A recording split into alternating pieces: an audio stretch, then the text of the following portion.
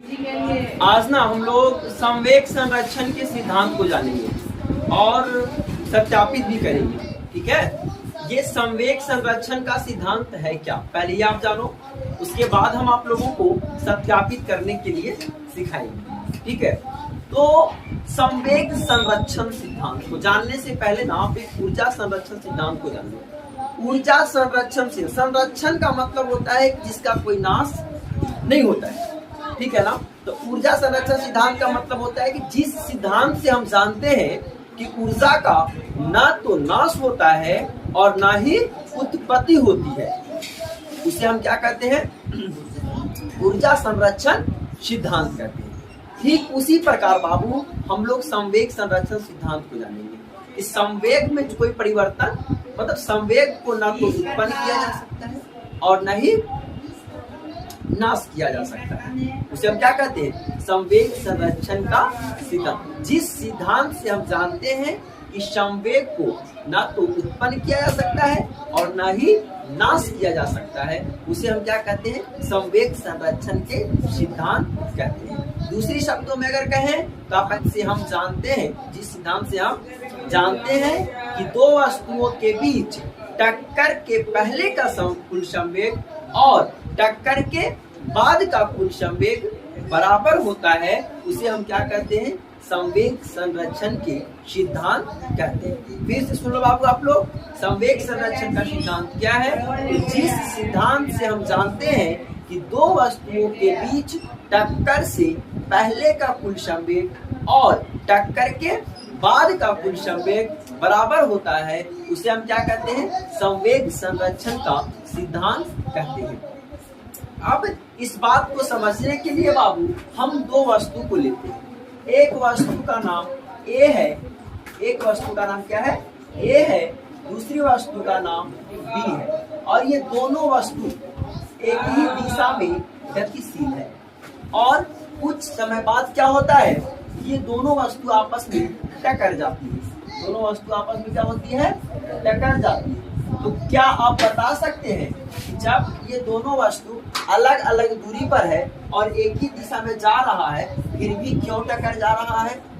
इसका मतलब है कि पहली वाली वस्तु के जो चाल है ना, उससे ज्यादा चाल किसका है, दूसरी वाली वस्तु का है। मतलब इस वस्तु का जो चाल है वो इस वस्तु के चाल से अधिक है। जैसे आप आगे से ना साइकिल चला के जा रहे हो और पीछे से हम जा रहे हैं, ठीक है, तो हम आप में साइकिल कब बजाड़ेंगे, जब हमारी चाल आपकी चाल से क्या होगी, अधिक होगी, तभी ना हम पीछे जाकर के आपके साइकिल में टकराएंगे। तो ये दोनों वस्तु क्या होता है ना, एक ही दिशा में गतिशील होता है और कुछ समय के बाद ये दोनों वस्तु आपस में क्या होते हैं, टकरा जाते हैं। तो टकराने के बाद फिर क्या होगा, तो इनके वेग में परिवर्तन, टक्कर के बाद क्या होगी, वेग में क्या हो जाएगा, परिवर्तन होगा। ऑब्वियस सी बात है, दो वस्तु जब टकरेगी तो इनके वेग में परिवर्तन होगा ही। तो हम पहले क्या करेंगे कि टक्कर के पहले का कुल संवेग निकाल लेते हैं, ठीक है, और फिर टक्कर के बाद का कुल संवेग निकाल लेते हैं। हम देखेंगे कि दोनों क्या है, बराबर है। तो इसी को हम संवेग संरक्षण का सिद्धांत कहते हैं। ठीक है, क्वेश्चन है, संवेग संरक्षण के सिद्धांत से आप क्या समझते हैं, इसको सत्यापित करें। क्वेश्चन क्या है वो, संवेग संरक्षण के सिद्धांत से आप क्या समझते हैं, इसे सत्यापित करें। तो जिस सिद्धांत से हम जानते हैं, जिस सिद्धांत से हम जानते हैं कि टक्कर से पहले का कुल संवेग तथा टक्कर के बाद का कुल संवेग आपस में बराबर होता है, उसे हम संवेग संरक्षण के सिद्धांत कहते हैं। अब हम संवेग संरक्षण के सिद्धांत को सत्यापित करने के लिए सीखेंगे। सत्यापित करने के लिए बाबू हम एक वस्तु का द्रव्यमान m1 ले लेते हैं और दूसरे वस्तु का द्रव्यमान m2 ले लेते हैं। ठीक है, पहले वाले वस्तु का द्रव्यमान मैंने क्या लिया, m1 लिया, और दूसरे वाले का क्या लिया। अब टक्कर से पहले जो दोनों वस्तु थी उसका चाल को हम ना एओ के चाल u1 मान लेते हैं और एओ के चाल क्या मान लेते हैं, u2 मान लेते हैं। अब टक्कर के बाद क्या हो रहा है, तो चाल में परिवर्तन हो रहा है। टक्कर के बाद क्या हो रहा है, चाल में परिवर्तन। तो परिवर्तन जो हुआ है ना, उसमें हम पहले इसका तरफ मान लीजिए, हाँ, टक्कर के बाद जो हमने चाल लिखा है वो v1 और क्या लिखा है, v2 लिखा है। ठीक है। अब इस बात को ना आप थ्योरेटिकल लिख लो, मतलब हम लिख लेते हैं इसको कि माना कि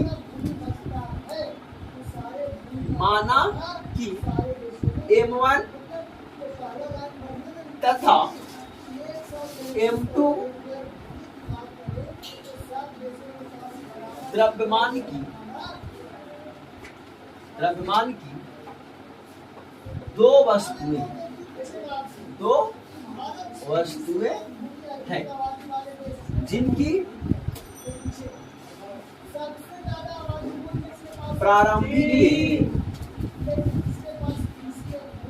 प्रारंभिक वेग क्रमशः U1 तथा U2 और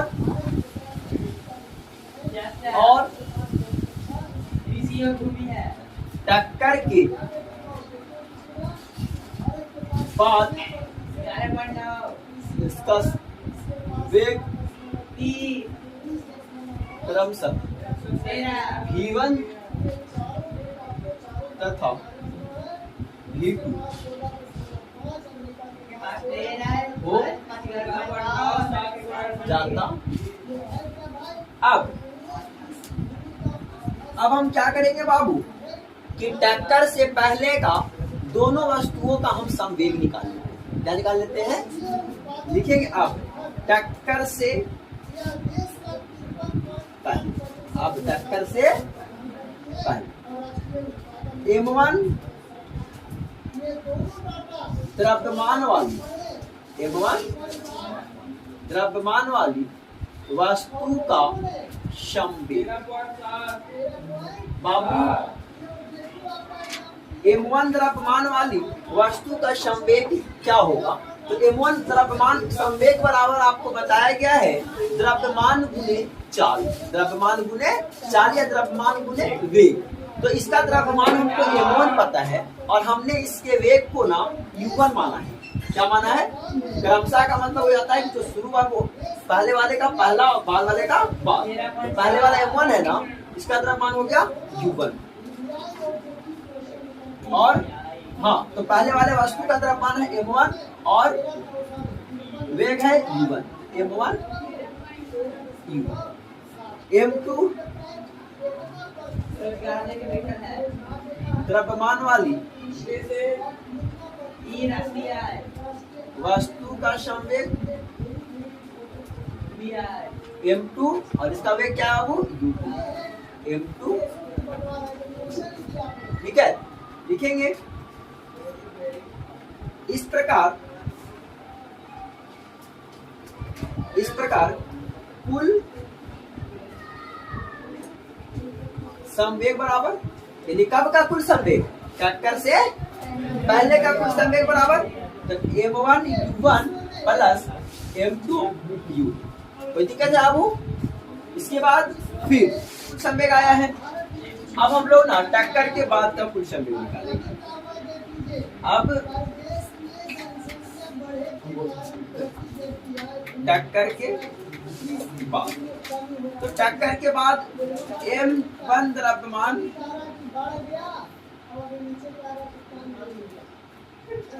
वाली वस्तु का वेग,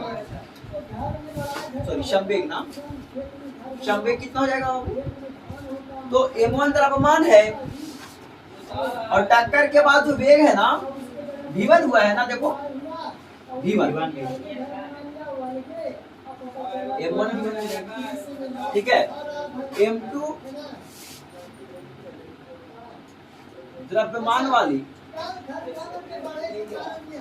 वस्तु का संवेग M2 into M2 इस प्रकार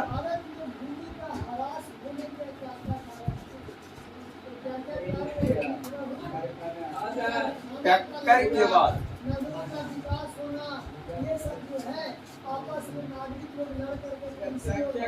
संवेग, तो टक्कर के बाद M1 V1 प्लस M2 हो गया ना। टक्कर के बाद का कुल समय क्या हो गया, M1 V1 प्लस M2। यहाँ तक कोई दिक्कत है क्या आपको? और आप क्या जानते हैं, न्यूटन के तृतीय गति नियम, तृतीय गति नियम से आप क्या जानते हैं कि हर क्रिया के बराबर तथा विपरीत प्रतिक्रिया, हर क्रिया के बराबर तथा विपरीत प्रतिक्रिया। जब ये टकरा है बाबू, M1 जाकर के M2 से टकरा है, तो M1 क्या करेगा, M2 पर बल लगाएगा ना, तो जितना बल M1 लगाएगा M2 पर, उतना ही बल M2 M1 पर भी तो लगाएगा। कहां से, न्यूटन के तृतीय। तो M1 द्वारा जो M2 पर बल लगाया जाएगा उसको हम सूचित करेंगे, बल को F से सूचित करते हैं, और M1 द्वारा M2 पर बल लगाया जा रहा है। M1 वस्तु का नाम आपने A दिया है और M2 तरफ आने वाली वस्तु का नाम आपने क्या दिया है, B दिया है। तो FAB जो होगा वो बराबर किसका होगा, तो F। अब B द्वारा A पर बल लगाया गया ना, तो BA के बराबर, FAB बराबर FBA। यहाँ तक कोई दिक्कत बाबू? अब हम क्या करेंगे कि आपको पता है न्यूटन के द्वितीय गति नियम से, न्यूटन के द्वितीय गति नियम से आप जानते हैं कि संवेग में परिवर्तन का जो दर होता है बाबू, संवेग में परिवर्तन का जो दर होता है वो बल के बराबर होता है। कहां से, न्यूटन के, वो समानुपाती होता है, लेकिन नई फॉर्मूला तैयार किए थे, संवेग परिवर्तन का दर बल के बराबर, जो हम कांस्टेंट एक लिए थे। एक तो आपको F बराबर सिखाया गया है AB, ठीक है, और एक आपको सिखाया गया था कि F समानुपाती जो है P2 माइनस P1 बाई में T। आपका न्यूटन का द्वितीय गति नियम का जो परिभाषा दिया गया था, दो तरह से दिया गया था। एक बताया गया था कि संवेग में परिवर्तन का जो दर होता है वो बल के समानुपाती होता है, बताए थे। तो उसमें ना हम एक कांस्टेंट ले लिए थे, तो F बराबर हो गया था, यानी F बराबर संवेग में परिवर्तन का दर, ठीक है ना। उसको और हल किए तो फिर आपको F बराबर A में निकला था। तो खैर आगे वाला काम नहीं करना, अभी सिर्फ हमको F बराबर A में नहीं लेंगे हम, F बराबर यहाँ पर जो लेंगे संवेग में परिवर्तन का दर। तो न्यूटन के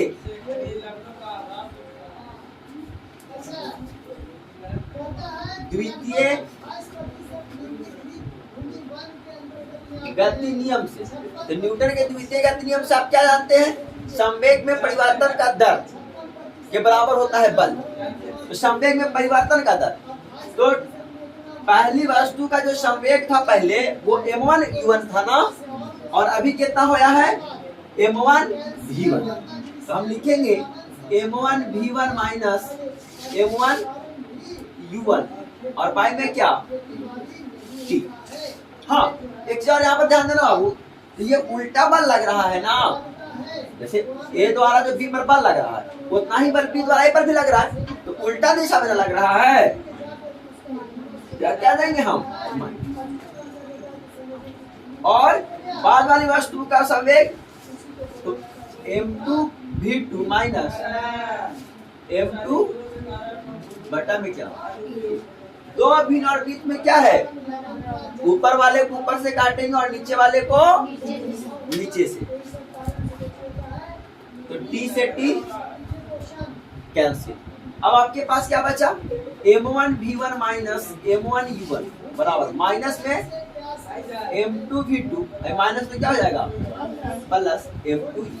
अब आप ना V वाले को एक तरफ कर लो, U वाले को एक तरफ, तो M1 V1 माइनस M2 इधर आएगा M2 V2 और बराबर M2 U2 minus U1 M1 इधर आएगा, प्लस में क्या हो जाएगा M1।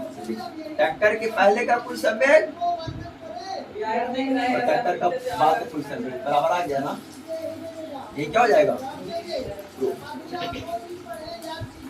कोई दिक्कत हुआ क्या? हाँ एक चीज लिख लेना बाबू, वो टक्कर के पहले जो लिखा है ना वहां पर ना कुल संवेग लिखा है, हम दोनों को जोड़ करके